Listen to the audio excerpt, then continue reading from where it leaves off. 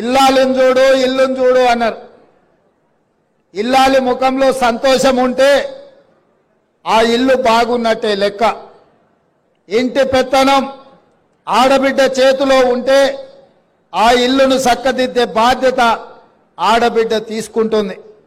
అందుకే ఈరోజు ఇందిరమ్మ ఇండ్లు తెలంగాణ రాష్ట్రంలో దాదాపుగా 4.5 లక్షల ఇండ్లు 22,500 కోట్ల రూపాయలతోని పేదవాళ్ళు ఆత్మగౌరవంతోని బ్రతకాలి, ఇందిరమ్మ ఇల్లు ఇవ్వాలి అన్న ఆలోచనతోని ఈరోజు ఈ కార్యక్రమం తీసుకున్నాం.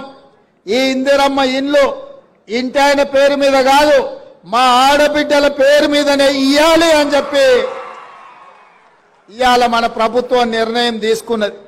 ఇంటి పెత్తనమే కాదు, ఇంటి పట్టా కూడా ఆడబిడ్డ పేరు మీద ఉండాలి.